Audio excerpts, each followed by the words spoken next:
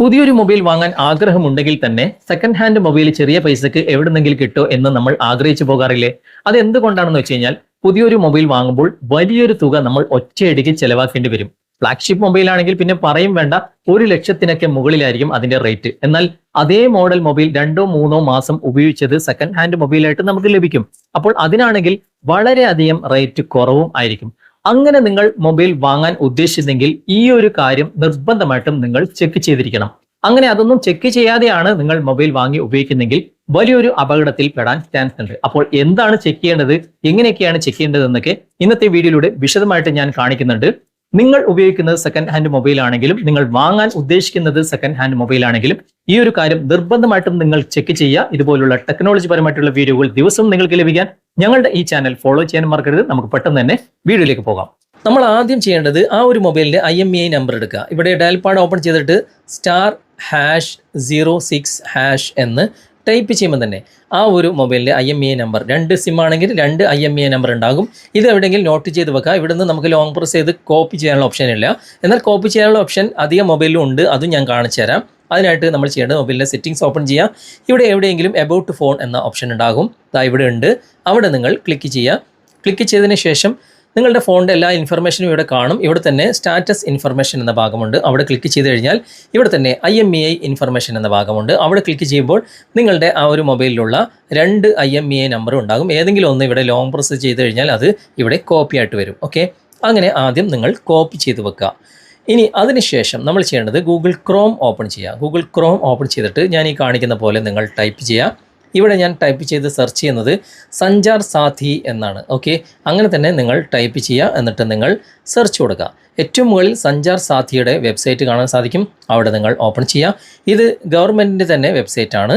ഇതുപോലെ ഓപ്പൺ ചെയ്ത് വന്നു കഴിഞ്ഞാൽ ഇവിടെ 6 ഓപ്ഷനുകൾ മുകളിൽ കാണാൻ സാധിക്കും. 5ാമത്തെ ഓപ്ഷൻ ഇവിടെ തന്നെ എഴുതിയിട്ടുണ്ട്, now genuineness of your mobile handset എന്ന ഭാഗം. അവിടെ ക്ലിക്ക് ചെയ്യുക. അവിടെ ക്ലിക്ക് ചെയ്ത് കഴിഞ്ഞാൽ ഇതുപോലെ ഓപ്പൺ ആയിട്ട് വരും. ഇവിടെ തന്നെ മുകളിൽ നമുക്കൊരു ക്യാപ്ച നൽകിയിട്ടുണ്ട്. കൃത്യമായിട്ട് ആ ഒരു ക്യാപ്ച ആദ്യത്തെ കോളത്തിൽ എൻ്റർ ചെയ്ത് കൊടുക്കുക. ഇപ്പോൾ ഞാൻ കൃത്യമായിട്ട് എൻ്റർ ചെയ്ത് കൊടുത്തിട്ടുണ്ട്. ഇനി 2ാമത്തെ കോളത്തിൽ നമ്മുടെ ഇപ്പോൾ നിലവിലുള്ള ഈ മൊബൈലിൻ്റെ അല്ല, നമ്മൾ സ്ഥിരമായിട്ട് ഉപയോഗിക്കുന്ന ആ ഒരു മൊബൈൽ നമ്പർ ഇവിടെ കൊടുക്കുക. അതിൽ OTP വരാൻ വേണ്ടിയിട്ടാണ്. നമുക്ക് കൃത്യമായിട്ട് ആ ഒരു നമ്മൾ ഉപയോഗിച്ചുകൊണ്ടിരിക്കുന്ന മൊബൈൽ നമ്പർ ഇവിടെ എൻ്റർ ചെയ്ത് കൊടുക്കുക. എൻ്റർ ചെയ്തതിന് ശേഷം ഇവിടെ ഗെറ്റ് OTP എന്ന ഈ ഒരു ഭാഗം ക്ലിക്ക് ചെയ്യുക. കുറച്ച് നേരം നിങ്ങൾ വെയിറ്റ് ചെയ്യുക.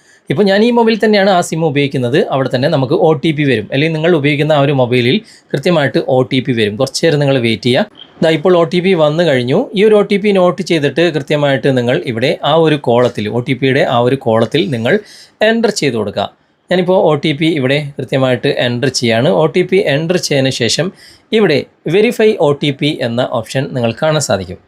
ആ വെരിഫൈ OTP എന്ന ആ ഒരു ഭാഗം നിങ്ങൾ ക്ലിക്ക് ചെയ്യുക. ക്ലിക്ക് ചെയ്ത് കഴിഞ്ഞാൽ അത് വെരിഫൈ ആകും. താഴെയുള്ള ഗ്രീൻ കളർ ഓപ്പൺ ആയിട്ട് വരും. കണ്ടോ, ഓപ്പൺ ആയിട്ട് വന്നിട്ടുണ്ട്. ആ താഴെയുള്ള ഗ്രീൻ കളറിൻ്റെ തൊട്ട് മുകളിൽ IMEI നമ്പർ എൻ്റർ ചെയ്യാനുള്ള ഓപ്ഷൻ ഉണ്ട്. അവിടെ ക്ലിക്ക് ചെയ്തിട്ട് നേരത്തെ കോപ്പി ചെയ്ത് ഇവിടെ പേസ്റ്റ് ചെയ്യുക, അല്ലെങ്കിൽ എഴുതി വെച്ചിട്ടുണ്ടെങ്കിൽ അത് ഇവിടെ എൻ്റർ ചെയ്ത് കൊടുക്കുക. എന്നിട്ട് സബ്മിറ്റ് കൊടുക്കുക. സബ്മിറ്റ് കൊടുത്തു കഴിഞ്ഞാൽ ഇതുപോലെ ഓപ്പൺ ആയിട്ട് വരും. ഇവിടെയാണ് നമുക്ക് ആ ഒരു മൊബൈലിൻ്റെ കംപ്ലീറ്റ് ഇൻഫർമേഷൻ കിട്ടുക. ഇവിടെ സ്റ്റാറ്റസ് എന്ന ഭാഗത്ത് എൻ്റെ മൊബൈലിൽ കാണുന്നത് IMEI ഈസ് വാലിഡ് എന്നാണ്. ചില മൊബൈലിൽ ഈ ഒരു സ്റ്റാറ്റസ് എന്ന ഭാഗത്ത് ബ്ലാക്ക് ലിസ്റ്റ് എന്നായിരിക്കും ഉണ്ടാകുക.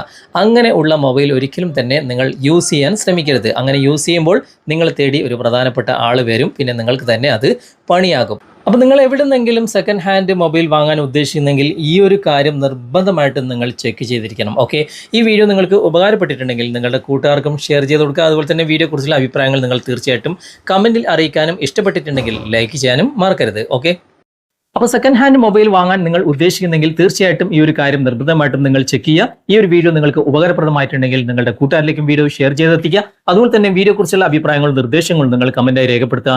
വീഡിയോ ഇഷ്ടമായിട്ടുണ്ടെങ്കിൽ ലൈക്ക് ചെയ്യാനും കമന്റ് ചെയ്യാനും ഷെയർ ചെയ്യാനും മറക്കരുത്. ചാനൽ നിങ്ങൾ ഇതുവരെ ഫോളോ ചെയ്തിട്ടില്ലെങ്കിൽ ചാനൽ ഫോളോ ചെയ്യുക, സബ്സ്ക്രൈബ് ചെയ്യുക, ലൈക്ക് ചെയ്യുക, സപ്പോർട്ട് ചെയ്യുക. അടുത്ത നല്ലൊരു വിഷയമായി അടുത്ത അവസരത്തിൽ നമുക്ക് വീണ്ടും കണ്ടുമുട്ടാം. Thanks for watching. ബൈ.